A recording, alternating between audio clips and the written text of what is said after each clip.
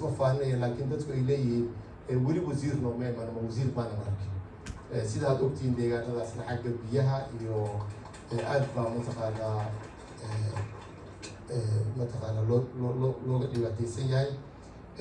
safarka aan ku tegay waqooyiga galgaduud ilaa magaalada cabudwaaqaan tegay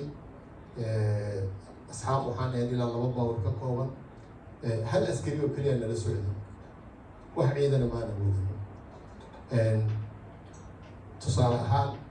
saaxiibo badan oo reer cabudwaaqo oo u keliya wasiir ku-xigeenkayga marka shirka baarlamaanka uu jiro subaxii inta qurac ay kasoo quracdaan cabudwaaq ayay 3 saac kasoo gaaraan magaalada dhuusamareeb ayagoo aan wax askar iyo wax ciidana wadin runtii deegaanka marka si loo fiiriyo mararka qaar wax waa iska dhacaan laakiin sida loo buunbuunayo si la mooday ma aha waxaan goobjoog u ahaa cayaarihii degmooyinka maalinkii lasoo gabagabeynaya magaalada cadaado oo koobkii ay qaadeen koox ka socota cabudwaaq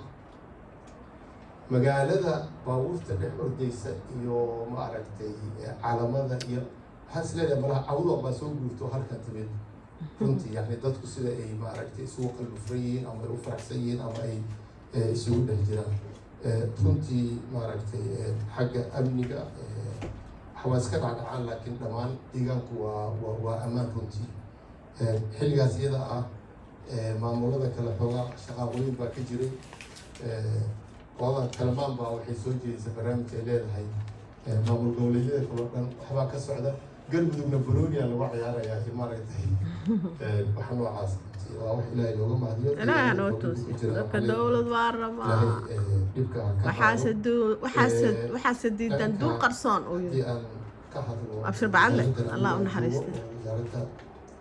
tamarta iyo biyaha ah runtii doctor kamaal wuxuu yiri maaragtay runtii la hadal doctor asad waa saaxiibkay waa ninkii maalinkaan magaalada muqdisho tegay igu soo dhaweeyey waana wada shaqaynaa waxaana jira mashruuc la yidhaahdo barwaaqo oo waag hore la dhihi jiray biyooley oo isagu maamulo oo ka shaqeeya gobolada dalka ka shaqeeya galmudugna ka shaqeeya waa mashruuc ka kooban 5 wasaaradood beeraha ku jira xanaanada xoolaha ku jirta bey-ada ku jirta runtii waxaana hormuud iyo saldhig u ah wasaaradda biyaha saldhig u ah haddaanay biyo jirin inta kale dee maba shaqayn karaan marka doctor asad waan iska hor qabnaa galmudug waagi hore waxaa la dhihi jiray mashruucyada waa laga soo celiyaa hadda laakiin waxaa bilaabatay in mashruucyo badan galmudug loo celiyo oo maaragtay meeshaas meel fiican ay maraysaa inkastoo deegaanku uu dhul aada u weyn yahay biyo la-aantu meelaha qaar biyuhu ay leeyihiin intaas waxaa usii dheer waxaa ku badan cusbada ku badan marka marba meel bay soo taagnay hadda waxaa lagu soo kordhiyey waxyaale la yidhaahdo xurfado ama waro runtii aada yani aada loo habeeyey dhul weyn inta la qodo bac la dhigo silig lagu wareejiyo solar loo suubiyo bam loo suubiyo tuba loo suubiyo silig dheer iyo lagu suubiyo alisana dadku iyo xooluhu aysan ugu dhicin mararka qaar roob hal sanaa biyahaas meesha ku jiraan oo deegaanadaas biyaha dhanaan maaragtay yani lagu bedelay ceelasha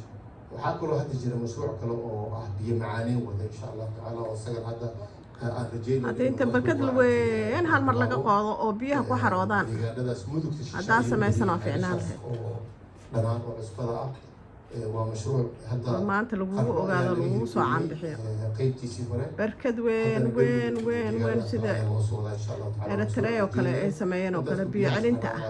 ay ka baxaan oo weligeedna biyo aan dhammaanayn meeshaas oo kalena inaad samayso yani aad samayso lagu soo xasuusto runtii waxaan dhihi lahaa galmudug siday shalay ahayd biyaha roobka ku shaquna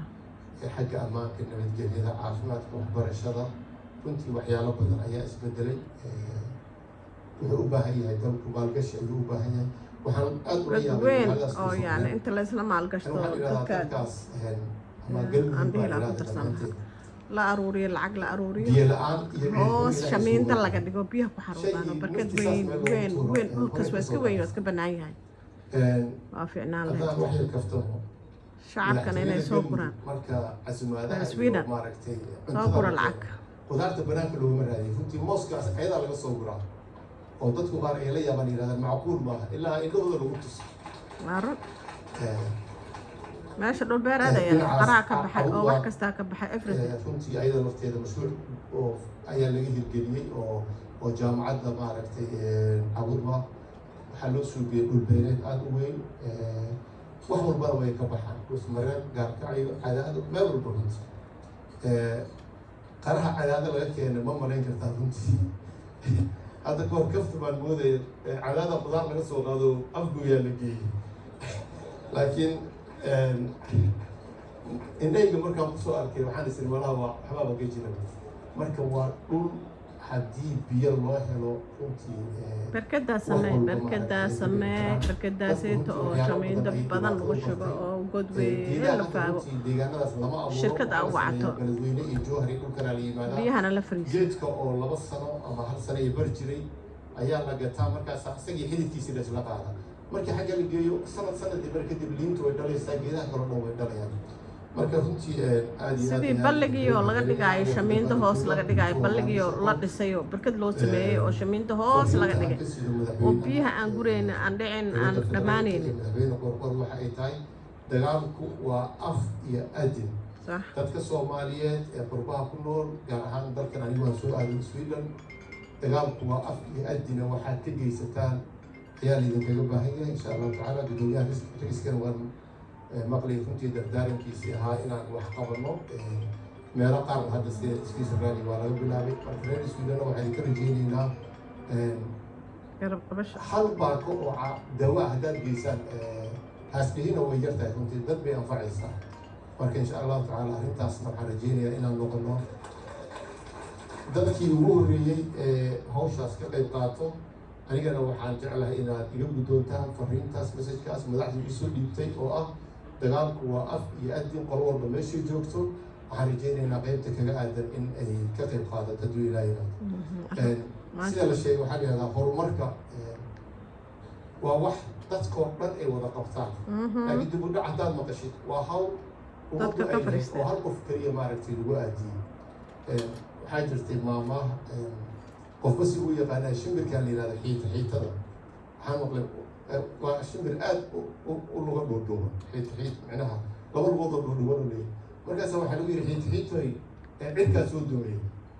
marka inta dhibacdhibac u seexatay labada lugood kor u taagtay marka waa lagu qoslo waxaa la yidhi war cirkaa soo dumaayay iyo labadan lugood wax isle maahana see wax ku wadaa waxay tiri cirka hadduu soo dumo qof walba meel baa kaga aadan